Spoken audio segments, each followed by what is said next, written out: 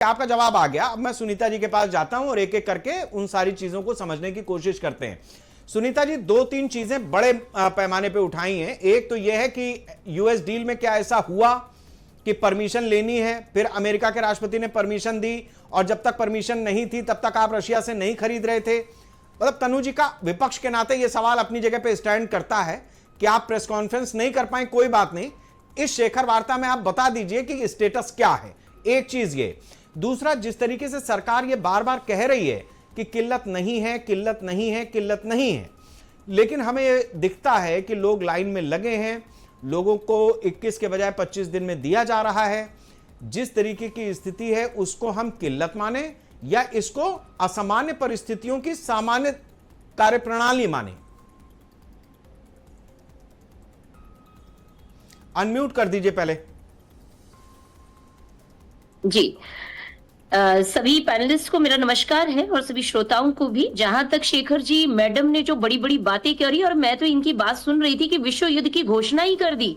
Russia ही एकमात्र ऐसा देश है जिन्होंने हमारी ही करेंसी में भुगतान करने की छूट दी है। और मैडम पता नहीं कहां कहां की बातें कहां कहां ला रही हैं। और आपने साफ तौर पे इनसे पूछा कि आपके पास कोई परमिशन लेटर ऐसा है, ये कह रही हैं कि अमेरिका ने हमें बताया।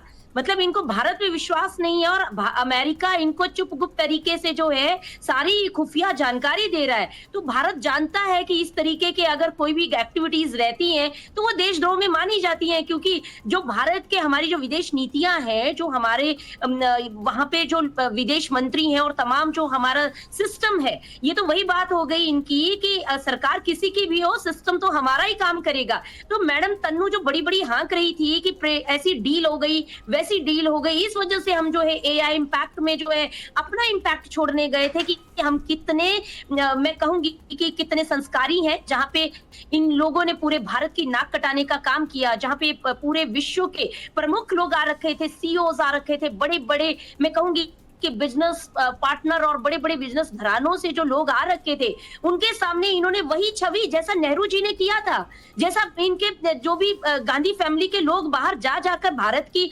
तस्वीर रखा करते हैं कि इंडिया में तो भूखमरी है, इंडिया में तो है ही नहीं कुछ, बहुत गरीब देश है, किसानों का देश है और ऐसा है और वैसे। सुनीता जी सुनिए, बहुत दूर तक चली गई, ठीक है, वो जवाब वहीं पे पूरा हो गया। अब तक मैं मतलब हो गया उतनी मारपीट, ठीक है, इतना जितना आपने बोल दिया।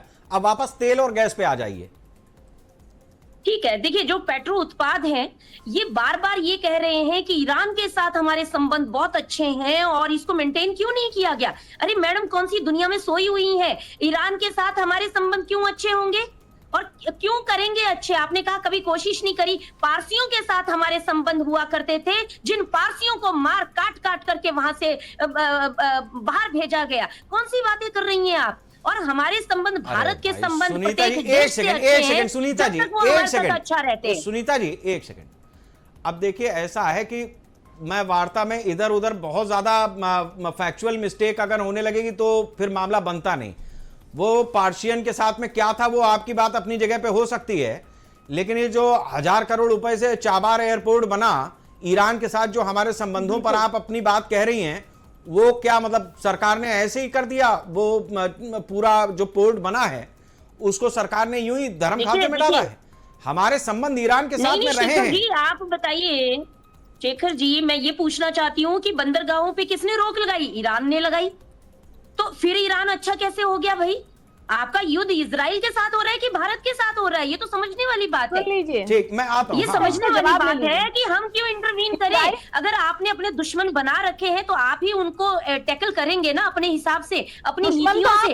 अरे तनु जी रुक जाइए एक सेकंड। तनु जी आपकी बारी पे आप बोलिएगा। है, लेकिन इतना भी नहीं आप बोलेंगे कि आप अच्छाई में भी मीठा मीठा गप गप और कड़वा कड़वा तू तू, तो ये नहीं चलेगा मैडम। ये एआई इंपैक्ट नहीं हो रहा है कि आपकी जो बदतमीजी पूरे कांग्रेस पार्टी लोगों ने करी और जो नाक वहां पे कटवाई, हमें शर्म आ रही थी वहां पे। मैं एआई इंजीनियर हूं और मेरे अरे आप फिर वहीं पे पहुंच गए। एआई पे बहस नहीं हो रही है। नहीं वो ठीक है सुनीता जी। नहीं डेफिनेटली इन्होंने सारी सुनीता जी, मैं आज एआई पे बहस नहीं कर रहा हूं। आप नहीं, ये गलत चीज है सुनीता जी। आप बार इसका मतलब यह है कि बीजेपी के पास जवाब नहीं है। सुनीता जी इसका मतलब बीजेपी के पास जवाब नहीं है। एक मिनट तनु जी, इसका आप मनमोहन जी की सरकार थी थी तब 922 से लेके सिलेंडर 1248 तक का बिका। उस वक्त ईरान का युद्ध नहीं था, उस वक्त इजराइल का युद्ध नहीं था, कोई लॉकडाउन नहीं था, कोई कोरोना नहीं था, कुछ नहीं था, फिर भी मनमोहन सरकार ने इतने महंगे सिलेंडर दिए।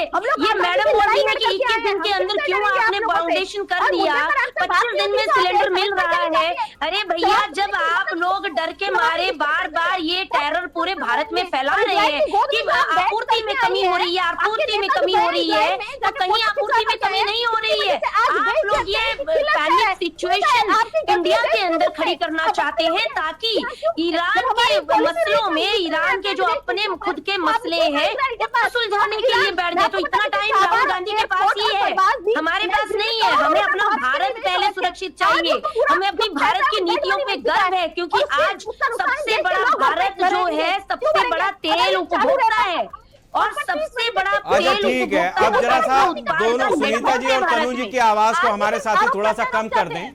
वो ठीक है, दोनों हमारे प्रवक्ताओं ने बड़ी तैयारी के साथ में अपनी अपनी बात रखी है। बहुत मैं मानता हूं कि अपनी अपनी पार्टी का फेवर करना चाहिए, लेकिन हमारे साथ में अजिताभ जी भी हैं। आप दोनों लोग थोड़ा सा आराम कर लें, मैं जब तक अजिताभ जी के पास होकर के आता हूं। अजिताभ जी, जिस तरीके की स्थिति है उसमें ये तो ठीक है भाई, कांग्रेस और बीजेपी की अपनी अपनी पॉलिटिक्स है, वो अपनी जगह पे हम छोड़ देते हैं, लेकिन दो बड़ी चीजें यहां पर सामने आई हैं। एक तो ये कि जैसे हमारे ईरान से संबंध रहे हैं, थोड़ा सा रोशनी आप उस पर डालें चूंकि आप विदेश मामलों के जानकार हैं। और ट्रंप के आने के बाद दुनिया भर में अमेरिका के साथ जियोपॉलिटिकल इक्वेशंस बदली हैं। जो के समय कुछ और थी, ट्रंप के आने के बाद कुछ और हुई हैं। उसमें भारत जिस तरीके से स्टैंड कर रहा है, मतलब यही नरेंद्र मोदी ट्रंप के पहले कार्यकाल में, जो बाइडेन के आने से पहले जब गए थे अमेरिका, तो उस समय पे ट्रंप का प्रचार भी वो करते नजर आए थे। तो मित्रता तो किसी दूसरे लेवल पे होनी चाहिए थी ट्रंप के कार्यकाल में, इस टर्म में। लेकिन दुनिया के लिए ट्रंप का एक नया चेहरा सामने आया जो आज दुनिया देख रही है। उनको नोबेल भी चाहिए है और मिसाइल के साथ में चाहिए है। तो ऐसी स्थिति में अमेरिका के साथ में, और तीसरा रशिया, जहां हम वास्तव में रुपए के अंदर ही अपनी ट्रेड कर रहे हैं, रशिया के साथ में हमारा एक पैक्ट हुआ है। तो इस पूरी जियोपॉलिटिकल इक्वेशन को किस तरीके से हमें समझना चाहिए इस दरमियान में, जब ये गैस और तेल की किल्लत है? देखिए शेखर जी, आपने बिल्कुल सही कहा, एक असामान्य स्थिति है ये, और इस स्थिति में हमें एकजुट होकर मिलकर इसको ओवरकम करना होगा। हमारे पास कोई विकल्प नहीं है। जहां तक आपने कहा ईरान से संबंध की बात है, ईरान से हमारे हिस्टोरिकल संबंध रहे हैं, और कंटेम्प्रेरी अगर समय की बात की जाए तो इधर भी हमारे ईरान से हमेशा अच्छे संबंध रहे हैं, और इसीलिए हमने चाबहार में इतना बड़ा इन्वेस्टमेंट किया, या ईरान से हमने इंपोर्ट भी करते थे, पेट्रोलियम वगैरह का हमारा इंपोर्ट होता था, और हमने अनाज के बदले पेट्रोलियम प्रोडक्ट्स लिए हैं। ये सब भी हुआ है ईरान के साथ, ऐसा नहीं है। लेकिन ईरान के साथ मामला तब बिगड़े जब अमेरिका ने उस पर बैन लगा दिया, और बैन लगाने की वजह से हमें रोकना पड़ा इंपोर्ट, और उससे हमें खामियाजा भुगतना पड़ा है, और पूरे विश्व समुदाय को भुगतना पड़ा। जहां तक प्रेसिडेंट ट्रंप की बात है, तो वो ऑफ कोर्स ट्रंप 2.0 में आप देखें तो उनकी नीतियां खुद वो नहीं समझ पाते कि आज क्या बोल रहे हैं, और तुरंत छनो रुष्टा छनो तुष्टा वाली बात होती है। वो खुद आज कुछ बोलते हैं और अगले दिन वो उसको काट देते हैं। तो इसलिए ट्रंप की पॉलिसीज पे आज के डेट में भरोसा करना ये कोई भी देश नहीं कर रहा है। आप देखिए ना, उनका जो नेबरिंग कंट्रीज है, कनाडा, जो नेटो के देश हैं, वो भी उस पर विश्वास करने की स्थिति में नहीं है। ये ट्रंप ने अपनी इमेज बना ली है। तो वैसे केस में मोदी जी का या भारत का उन पे भरोसा होना निश्चित रूप से नहीं है वो भरोसा जो पहले था। वो चेंज हुए हैं, और अपनी वो ही इज बेसिकली वो बिजनेस पर्सन है, वो अब खुल के आ रहे हैं, वो ही नोज बिजनेस, और वो बिजनेस बनाना चाहते हैं, करना चाहते हैं। तो वैसे में हमें संभल के, अमेरिका को हम नकार नहीं सकते, एक सुपर पावर है, और हमारा कहीं ना कहीं उससे बहुत बड़ा इंटरेस्ट जुड़ा हुआ है। आप देखिए आज के डेट में जो एनआरआईज हमारे हैं, लगभग 50 लाख एनआरआईज अमेरिका में रहते हैं। गल्फ में अगर आप देखें तो वहां भी हमारे लगभग 1 करोड़ एनआरआईज हैं। तो हम इस फैक्ट को भी नकार नहीं कर सकते। हमारे लिए सबसे एक सीमित दूरी बना के और रिलेशन को अच्छा करके रहना पड़ेगा, क्योंकि हम विश्व की तीसरी बड़ी व्यवस्था बनने जा रहे हैं। आप आर्थिक रूप से देखिए, दूसरी तरफ हमारी जो जरूरतें हैं, इतना बड़ा पॉपुलेशन 150 करोड़ की जो आबादी हमारी है, उसको फीड करने के लिए हमें बहुत सारे चैलेंजेस फेस करने होते हैं। हम हर चीज में इंडिपेंडेंट तो है नहीं, हम दूसरों पे आश्रित हैं। आप तेल के मामले में ही देख लीजिए, हमारा 80% हम बाहर से इंपोर्ट करते हैं। तो उस केस में हमारे पास कोई विकल्प नहीं है बनिस्बत कि हम डिफरेंट स्ट्रेटजी अपनाते रहें, प्लान ए प्लान बी वगैरह हम करके, और चीजों को हम अपनी अपनी सुविधा अनुसार, अपने इंटरेस्ट का, अपने हितों का ध्यान रख के जो हमारे से, और इसीलिए हमने डाइवर्सिफाई किया है। रूस से भी हमारे रिलेशन उतने ही अच्छे हैं जितने, और यूरोप के देशों से। अभी आप हाल फिलहाल के दिनों में आप देखिए जो टैरिफ वार चला, उसमें हमने कई देशों से बायलैटरल और मल्टीलैटरल लेवल पे एग्रीमेंट किए हैं। हमने अमेरिका की काट के लिए कई ऐसे उपाय किए जो हमारे लिए दूरगामी और निकट भविष्य में भी उसका परिणाम दिखेगा।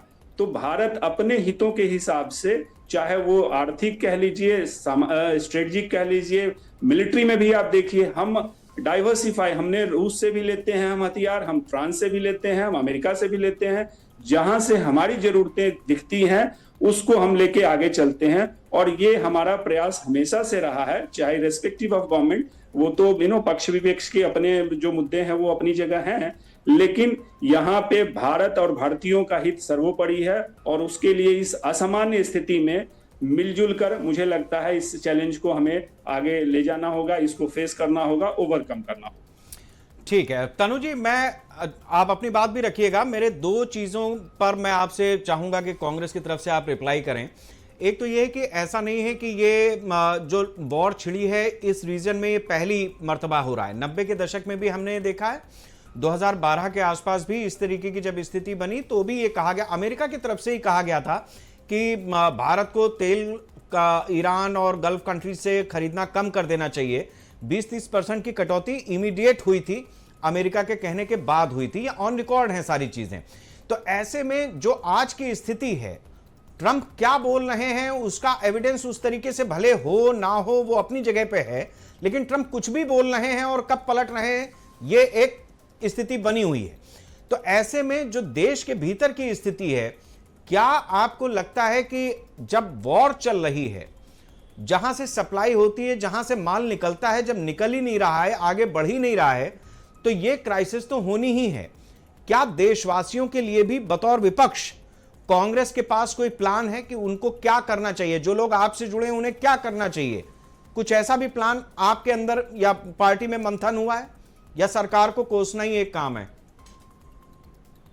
देखिए, जब ईरानी जहाज को भारत के हिंद महासागर में डुबा दिया जाता है और इस पर कोई विदेश मंत्री बयान नहीं देता, इस पर भारतीय जनता पार्टी कोई स्टैंड नहीं लेती, नहीं, तो हम ईरान की तरफ कैसे देख सकते हैं? मैं बड़ा फैक्चुअल, बड़ी मुसीबत है ये।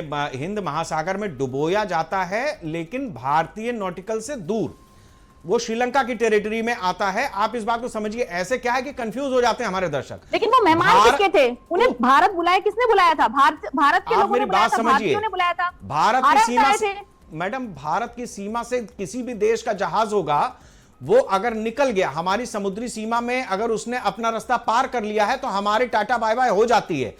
स्थिति यह है कि ईरान के 3 में से एक जहाज ने भारत से शरण मांगी, भारत ने उसको शरण दे करके हिंद महासागर में हमारे कोच्चि एयरपोर्ट पर वो खड़ा हुआ है, लंगर पड़ा है उसका।